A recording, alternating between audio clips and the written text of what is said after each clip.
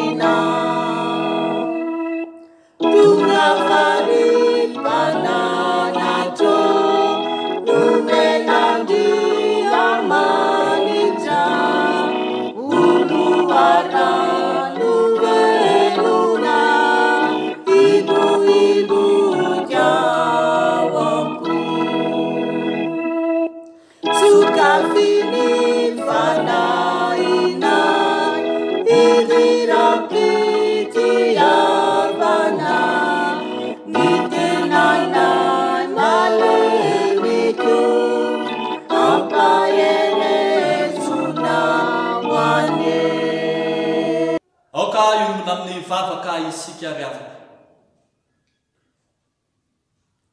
Andriamanitro rainay amin'ny alalan'i Jesoa Kristy zokonay ianao mbola misaotra sy midera mankalaza anao hatrany zahay, fa afaka mankalaza anao miombona amin'ny fiangonana masina maneran'izao tontolo izao, ao anatin'izao herinandro ny fanahy masina izao. Misaotra anao zay tompo fa tsy very anjara avy aminao na dia eo aza ny fikatonan'ny fiangonana, dia ny fonao Andriamanitra kosa misokatra ho anay mandrakariva, anananay ny anjara tsara avy aminao Andriamanitra. Misaotra midera mankalaza Andriamanitra, fa misaotra anao manokana izay noho ny aminao Andriamanitra manaiky hiteny aminay isanandro amin'ny alalan'ny teninao, dia andresy hamaky ny teninao ary izay ankehitriny, angatanay ny fanazavan'ny fanahy masina izany teninao zany aty anatinay, angatanay tompo ny fitarianao, ny mpamaky ny teny sy ny mpiaino raha teo ihany koa. Dia mitenena tompo fa ndreto miaino izay mpanomponao amin'ny anaran'i Jesoa Kristy tompo. Amen. Ny bokin'ny Isaia 2:7 andininy voalohany hatramin'ny 4.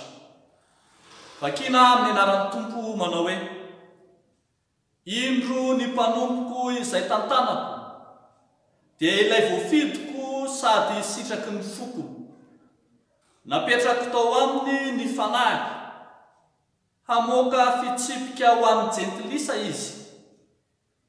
Tsy antsoantso izy na hanandratra ny feo, na hanao izay andrenesana ny feony eny an-dalana. Tsy ho tapaina ny volotara torotoro, ary tsy ho vonoina ny lahin-jiro manentona. Amoaka izay tena rariny tokoa izy, tsy ho reraka na ho kivy izy, mandra-panory ny rarina amin'ny tany, ary ny nosy hiandry ny lalàna. Amen. Toy izantsika ao amin'ny filazantsara araka amin'ny Matio 12:20, ny andininy 4:20 hatramin'ny 1:20. Amin'ny anaran'ny Tompo manao hoe: ary ny fariseo dia lasa nivoaka ka niara-ny saina mba hahafaty azy, fa Jesosy nalala izany ka dia niala teo. Ary nisy olona betsaka nanaraka azy, ka dia nosotraniny avokoa izy rehetra. Ary nandrara azy izy tsy hanao izay hahafantarana azy, mba hatanteraka izay nampilazana ny Isaia mpaminany hoe: indro ny mpanompoko izay nofidiko, ny malalako izay sitraky ny foko indrindra. Apetraka ho amin'ny fanahy, ary tory ny rariny amin'ny jentilisa izy, tsy fandritra na hiantso mafy izy, ary tsy hisy andreny feony any an-dalana. Tsy ho tapahany ny volotara torotoro, ary tsy ho vonony ny lahin-jiro manentona. Ambara-pamokany ny rariny ho amin'ny mpandresy, ary ny anarany no hitokiny ny jentilisa. Amen. Faranantsika zany famakina ny soratra masina zany ao amin'ny epistily 2 nosoratan'ny Petera 1. Petera 2:2, ny andininy 7:20 hatramin'ny 1:20 ihany. Ny anaran'ny Tompo manao hoe: ary manana ny teny faminaniana atao mahaforona kokoa isika, koa raha mandinika izany ianareo dia manao tsara, fa toy ny jiro mahazava ao amin'ny fitoerana maizimaizina izany, mandra-pahazava ny andro ka miposaka ao amponareo ny fitarik'andro. Fa fantatrareo voalohany indrindra fa ny famohan-kevitry ny faminaniana ao amin'ny soratra masina dia tsy efa ny fisainan'ny olona fotsiny ihany, fa tsy misy faminaniana avy tamin'ny sitrapon'ny olona tany aloha rehetra, fa avy tamin'Andriamanitra no nitenenan'ny olona araka izay nitondrany ny fanahy masina azy. Amen. Ray masino, manamasinanay amin'ny fahamarinana, ny teninao no fahamarinana. Amen. Ry havako malala ao amin'ny Tompo, ny tenin'Andriamanitra izay hotoriana amintsika amin'ity andro anio ity dia izay hitantsika ao amin'ny Isaia 2:20, ny andininy 1 hatramin'ny andininy 4, izay efa novakitsika teo raha teo. Rehefa mandinika ny 2:20 io aloha io isika ry havako, dia tazantsika ao fa manomboka mamaraparana ny fahefany sy ny fitondrany ny Babiloniana. Midika koa zany fa mamaraparana ny fahababony tany Babilôna ny zanak'Israely, fa tao resy ny Andriamanitry ny Babilôniana, ary nandresy tafavoaka tamin'izay koa ny vahoaka ny Joda izay nentina babo tany. Manomboka eto amin'ny 2:20 eto dia toa tazana fa endrika vaovao indray no Andriamanitra miaro, mitantana, manafaka, mamonjy any Israely ilay vahoaka voafidy. Fa indro Andriamanitra misio amin'ny kely amin'ny fomba miavaka asemo fa misy tanan'izy Andriamanitra indray mamonjy ny vahoaka voababo dia tsy iza izany fa ilay mpanompony Jehova. Ilay mpanompony Jehova hitantsika eto amin'ny toko 2:7 andininy voalohany hatramin'ny 4. Ilay mpanompony Jehova dia mpanompo manana ny fanahin'Andriamanitra. Mpanompo manana ny fanahin'Andriamanitra. Koa ny voalaza hoe indro ny mpanompoko izay tantanako. Dia ilay voafidiko sady sitraky ny foko napetraka tao aminy ny fanahy. Raha mijery amin'ity soratra masina ity isika dia hitantsika eto fa ilay Andriamanitra mihitsy no miteny fa tsy ny mpanoratra akory. Ilay Andriamanitra mihitsy no miteny ka izy mihitsy no mifidy manositra manokana manavaka ny mpanompony. Dia ilay mpanompony Jehova zany. Hitantsika eto zany ilay mpanompo voafidy, ilay mpanompo voatokana, ilay mpanompo nosorana tamin'ny fanahin'Andriamanitra. Midika zany raha avako malala fa fanompona miavaka, fanompona manokana no tanterahan'ilay mpanompony Jehova, ary fanompona izay hitantsika eo amin'ny testamenta taloha manontolo fa Andriamanitra nanankina fanompona manokana tamin'ny mpanompony Jehova no hitantsika ao. Rehefa mandinika tsara azao tenin'Andriamanitra izao sy ny hevitra izany isika ry havana dia mora ny hatakaratsika fa manambara sy tanteraka tao amin'ny Jesosy Kristy izany fanompona miavaka manana ny fanahin'Andriamanitra izany. Jesosy Kristy mivantana mihitsy raha fony izy namaky ny boky Isaia tao amin'ny sinagoga fa izay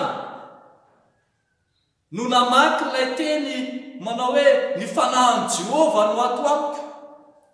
Dia i Jesosy Kristy tena mihitsy no miteny ao amin'ny Luka 4:4 manao hoe androany no efa tanteraka eo anatrehanareo izany soratra izany.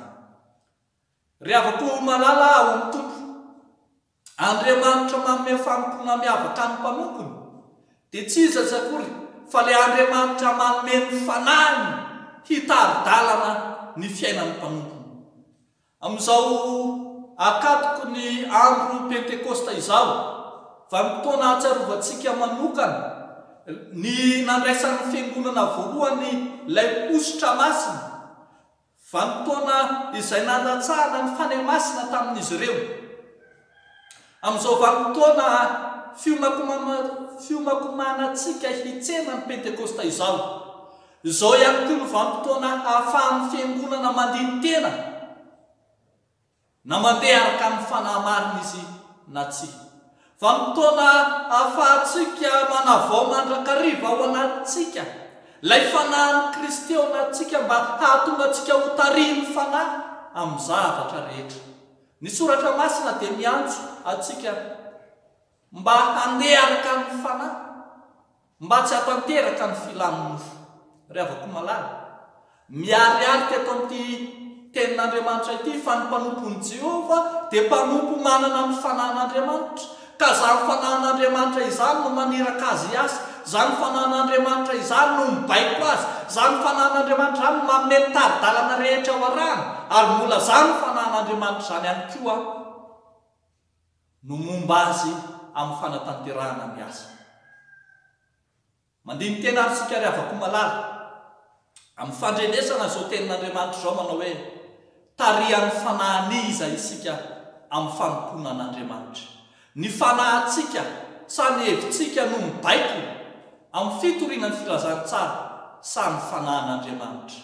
Ny fanahin'Andriamanitra ve maniraka antsika ohatra andeha hanohitra ny fiangonana, na ny fandaminan'ny fiangonana, na ny fanapahan-kevitra eo amin'ny fiangonana.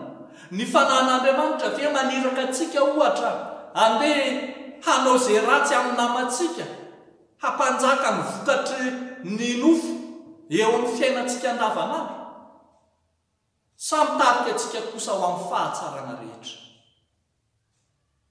Ny mpanompo manana ny fanan'Andriamanitra, zany notakiany ny soratra masina, ary miantso antsika rehetra koa hanao fanompoana mendrika an'Andriamanitra, andeha araka ny fanahy izay efa nomen'Andriamanitra antsika raha teo.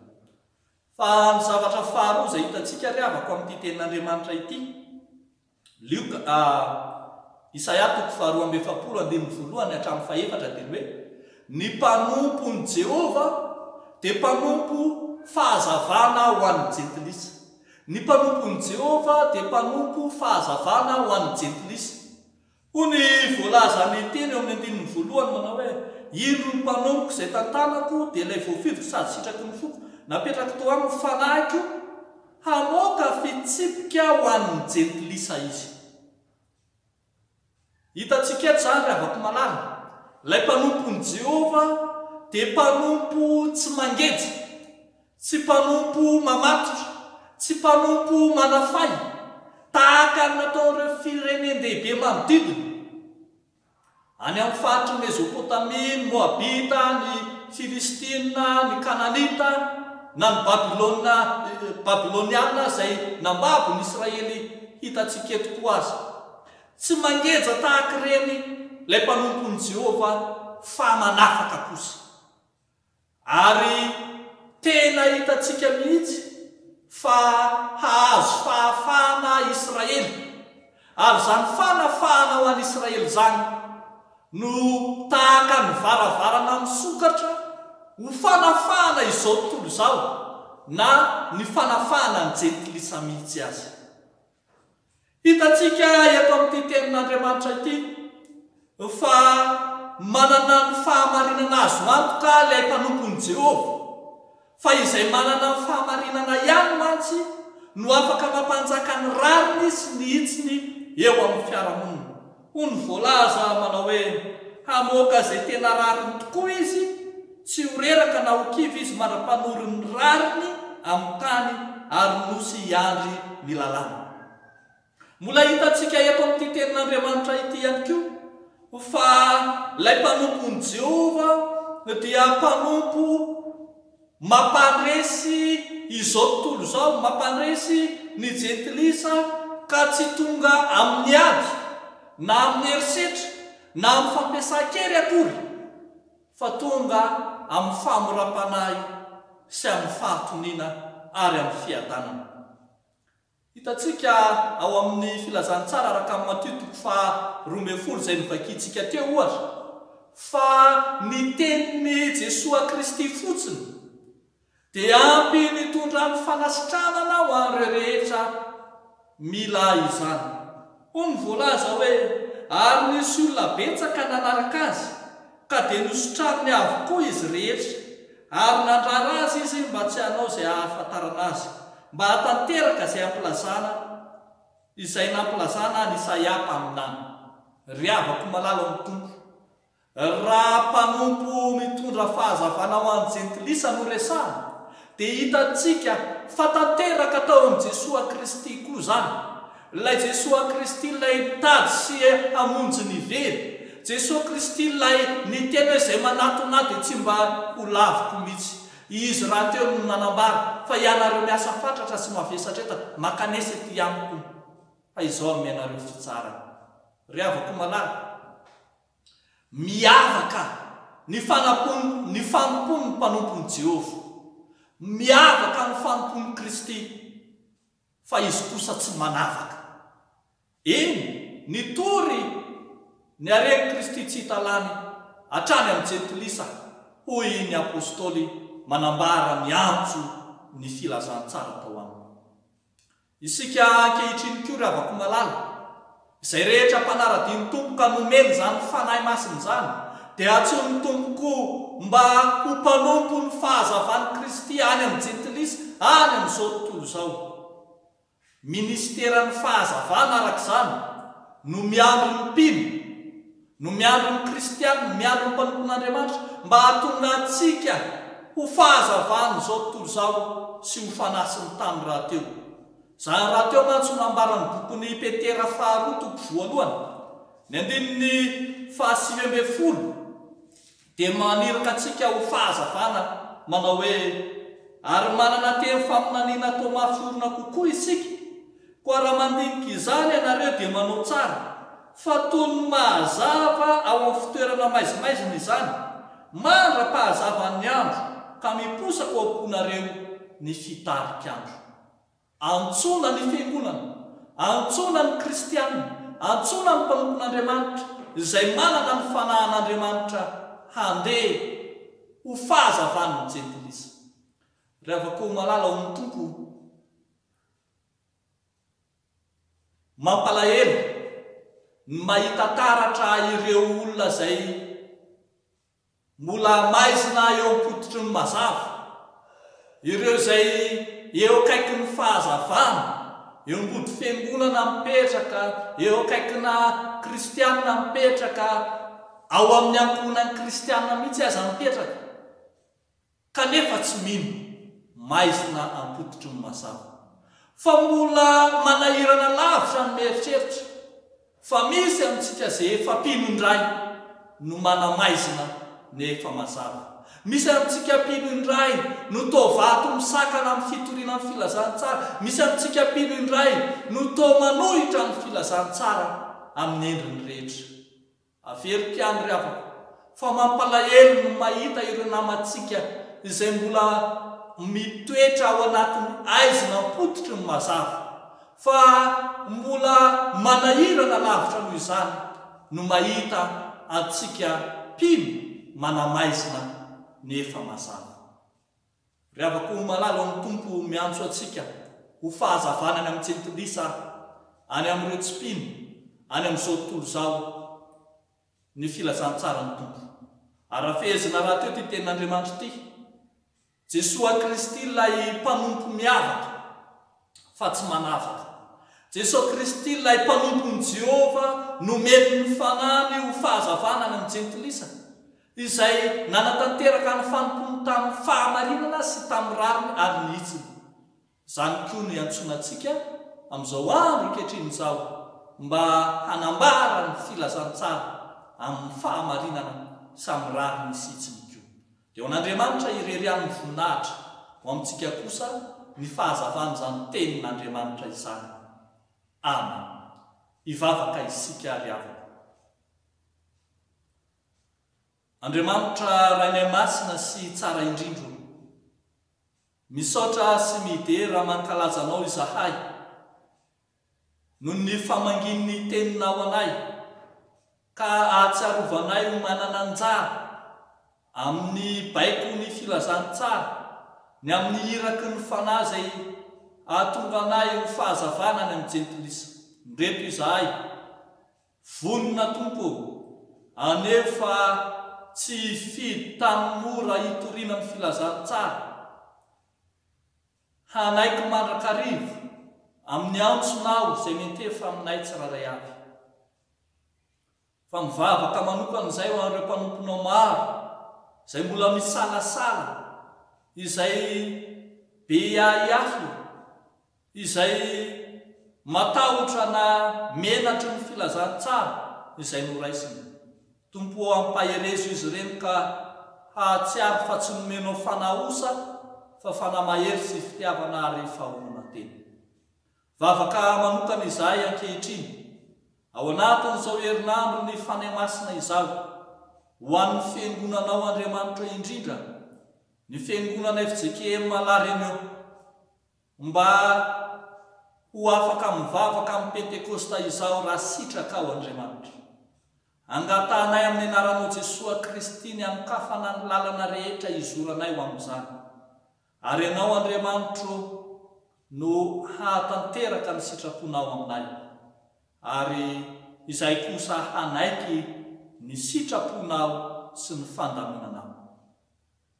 Mivavaka izay tompo ho amin'ny fiarahamonina manodidina anay, reo zay ankohonana kristianina na tokantrano kristianina miara-mitoetra miara-mipetraka amin'ny olona tsy mino ao an-trano entinay ambavaka manokana tompo fantatray ny ahiasy ny tebiteby ary nitahotra koa azy ao anatin'izy ireny fa mangatak'izay tompo vangio manokana ireny tokantrano ireny vangio manokana ny tsipino ao anatin'ireny tokantrano ireny ho resy lahatra ny filazantsaranao ary azon'izy ireo miara-monina amin'ny fiadanana ao Andriamanitra angatahanay izany satria fantatray fa Andriamanitra miasa mahery ianao dia ataonay izany mivavaka izany amin'ny finoanay fa hamaly vavaka ianao ary ampiarahanay mivavaka nampianarinao anay manao hoe rainay ao izay ny an-danitra ho amasinany eny anaranao